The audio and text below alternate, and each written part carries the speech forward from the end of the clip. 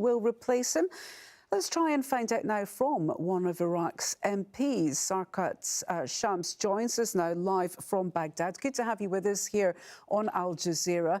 First of all, do you know who will be put forward as a replacement for Iraq's Prime Minister? Yes, thank you for having me.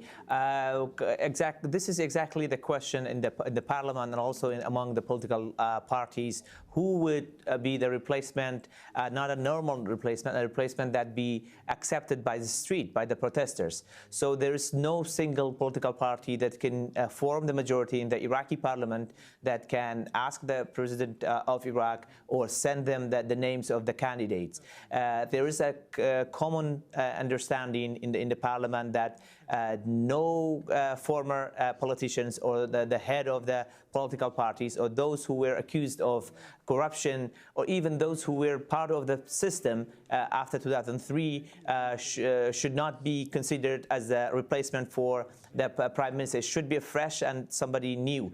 That's the difficult question is how can you bring that? How can you bring all of the political parties together to agree on one single candidate? The only advantage is now we have, compared to the previous terms when we nominated or voted for a new PM or a new government, was that there was no pressure from the street. This time, I don't think we have enough time, and I don't think the street will accept the further delay.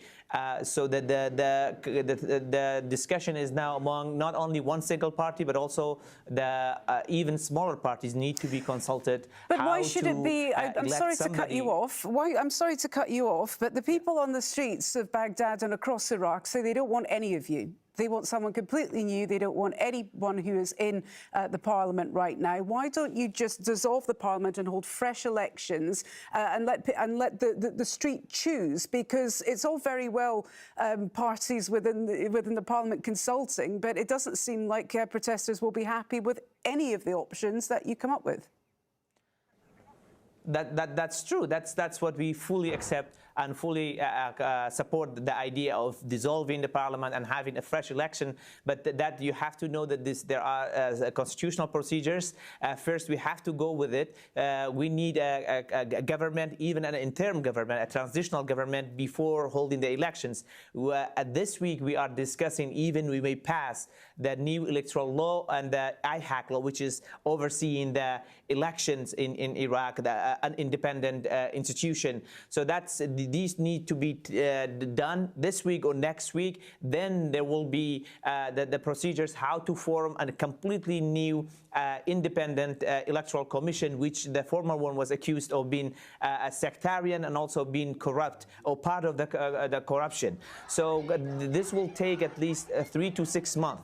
If we agree now, whether we agree to do a snap election, we need to have a new government. Constitutionally, we have 2 weeks. We need to form a new government, even if this government is temporary. So there will be a constitutional crisis after 2 weeks if we do not have a new PM, if the political parties do not agree on a replacement. With respect, especially for the period until we do the elections. But it seems there is something of a crisis right now in Iraq. There are more than 400 people who have been protesting, have been killed. These protests are not dying down, and with the greatest of respect, 3 to 6 months. Do you honestly think it will get any better in that time? No, it's not. Nobody is going to make the situation better. That's why we support the snap election. But in order to do a snap election, the protesters themselves, they are asking for a new electoral commission. They are asking for a new electoral system. And the new electoral system and the new electoral commission need to be passed by the parliament. And we have already discussed the bill, consulted with the independent people. And this week or next week, it need to be passed. But that's not done. That's not all we do. We need to also take a further step to make sure that's going to be a free and fair election, because the political parties, the ruling political parties, the ruling elite after 2003, from the Kurds, the Shia, the Sunnis, they are still holding on and gripping on power, and they don't want to lose their hegemony or the power. So they are trying their best to have a stronger hand in the next election and to have their hegemony to be protected.